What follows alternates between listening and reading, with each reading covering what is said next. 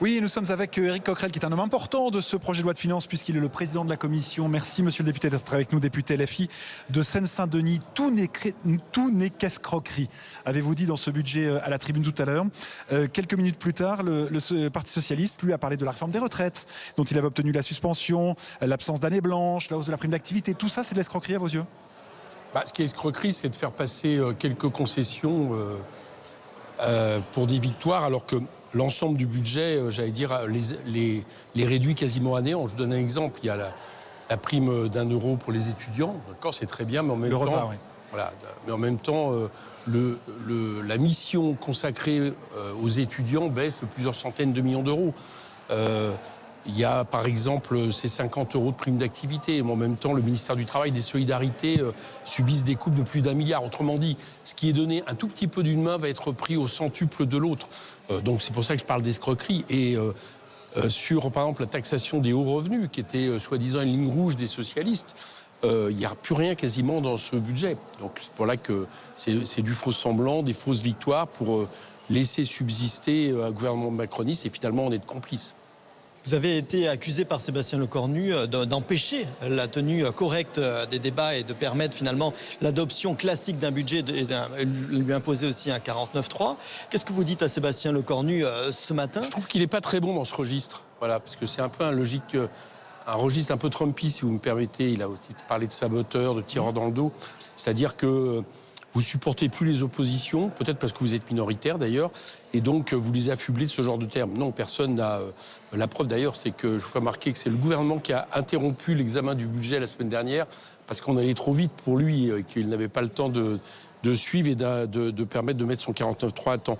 Non, tout ça, c'est pour contourner un fait. C'est que monsieur Lecornu utilise un coup de force qui est le 49.3 parce qu'il est minoritaire, qu'il n'arrive pas à avoir une majorité, et qu'il veut imposer un budget qui est mauvais pour le pays. Voilà. Et donc, à partir de là, comme la meilleure défense c'est l'attaque, c'est ce qu'il fait avec les oppositions. Et est-ce que vous considérez aujourd'hui que le Parti socialiste fait partie du bloc central?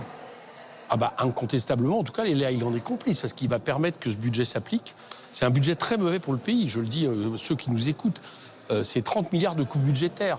C'est quasiment pas de recettes en plus. C'est en termes d'investissement, c'est une catastrophe par rapport à d'autres pays européens. Donc, mais malgré tout, la France aura un budget, a priori. Ok, mais la France avait un budget avec la loi spéciale. C'est une autre escroquerie. Il y a beaucoup de défauts, la loi spéciale. Oui, mais celui-ci en a beaucoup plus. Tout ce que je veux dire par là, c'est que il eût mieux valu la loi spéciale pendant quelques mois, et ensuite qu'on retourne aux urnes. Tous les budgets sont bloqués dans les ministères. Il n'y a pas d'enveloppe qui soit débloquable. Parce que le gouvernement en a décidé ainsi. Ce n'est pas le texte de la loi spéciale qui duplique les budgets de l'an dernier, mais le gouvernement, pour faire pression sur l'Assemblée, a décidé que c'était minimaliste. Donc c'est pour ça que je parle là encore d'escroquerie. C'est une des nombreuses escroqueries de ce gouvernement. Quand vous entendez Éric Coquerel, un homme comme Bruno Retailleau, dire que c'est un budget socialiste, est-ce que ça vous rassure pas quelque part? Non, pas du tout. Quand on entend le mal que la droite dit de ce budget. Oui, c'est ce que dit le Rassemblement national, qui montre bien d'ailleurs la fusion malheureusement entre la droite et l'extrême droite aujourd'hui. Écoutez, il suffit de regarder ce budget pour le regarder, pour l'analyser. C'est un budget, encore une fois, qui fait payer à tous nos concitoyens les cadeaux fiscaux dont profitent les ultra-riches depuis 2017, qui fait qu'ils sont imposés moitié moins que la moyenne des Français, et que ça nous coûte des dizaines de milliards. Ce budget ne change rien. Alors si on appelle ça socialiste, je crois qu'on n'a pas la même définition avec M. Retailleau, mais ce n'est pas très étonnant. On a souvent vu les images, Éric Coquerel, de la commission des finances que vous présidez. Vous êtes allé, vous, au bout de l'examen du budget. Vous avez tenu à ce que ce soit examiné jusqu'au bout. Ça vous a pris beaucoup de temps. Et ça se termine par un 49.3 comme les 3 ou 4 budgets précédents. Quelle leçon on doit en tirer? Je vous remercie de le dire, parce que du coup, ça contredit les déclarations de M. Lecornu qui explique qu'on a ralenti les débats. Moi, j'ai tenu à aller jusqu'au bout. Vous êtes allé au bout. Et on a voté. Voilà.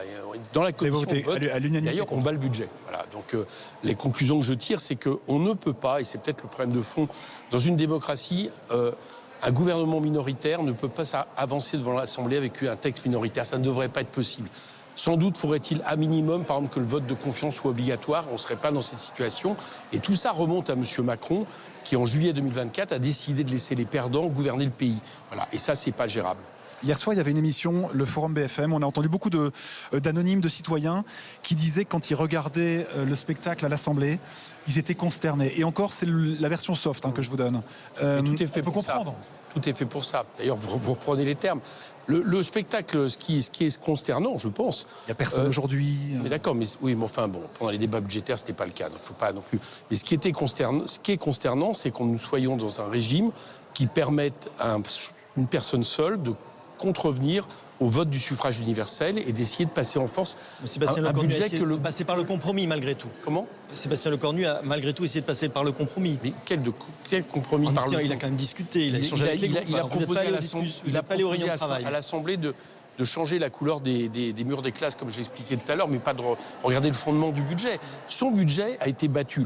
Ce qui sous-tend le budget a été battu au suffrage universel. Il aurait pu au moins avancer, tant qu'à être minoritaire, à arriver devant l'Assemblée avec un vrai compromis. Par exemple, accepter la taxe Zucman. La taxe Zucman est soutenue par 70% des Français. Il aurait pu au moins écouter ça. Là, on aurait pu parler de compromis. C'est pas ce qu'il a essayé de faire. Ce qu'il a essayé de faire, c'est une fois de plus de ne pas toucher aux ultra-riches. Rien. Quasiment pas un euro. Malgré tout, est-ce que vous reconnaissez que c'est moins pire en mauvais français que le budget Bayrou qui aurait pu être celui qui a été passé au 49.3 par ordonnance? C'est pas vrai. Il n'est pas moins pire que le budget Bayrou, puisque il n'y a pas plus de taxes sur les grandes entreprises, il y a même moins. Et je vous dis, les ultra-riches sont tranquilles. La taxe holding a été supprimée. Il n'y a évidemment pas de taxe Zucman. La taxe GAFAM n'existe pas. Donc ce n'est pas vrai, ce n'est pas pire. Et en termes de coûts budgétaires, et ça les Français vont le vivre tous les jours, et ils vont comprendre pourquoi on s'est opposé jusqu'au bout, eh bien ce budget est d'austérité. Donc il ne répond pas aux grandes exigences. Et je le redis, il aurait mieux valu un retour aux urnes pour que les Français puissent décider du cap plutôt que de subir 18 mois de macronisme en plus. Une dernière question, Éric Coquerel. Il y a de fortes chances, si jamais les motions de censure sont rejetées, pour que le Premier ministre engage à nouveau sa responsabilité, cette fois pour l'autre partie, pour la partie dépenses de ce budget. Vous allez de nouveau déposer une motion de censure? Bien sûr, immédiatement. Et d'ailleurs, on a eu très tardivement les amendements là, qui sont tombés ce matin, ce qui nous rendait impossible de véritablement les juger, qui sont très mauvais en termes de dépenses. Il y a des coupes budgétaires en plus de celles qui étaient annoncées, donc ça sera une double raison de le censurer. Donc rendez-vous mardi alors. Merci Éric Coquerel pour un nouvel examen de nouvelles motions de censure si celles de ce matin ne sont pas adoptées, François.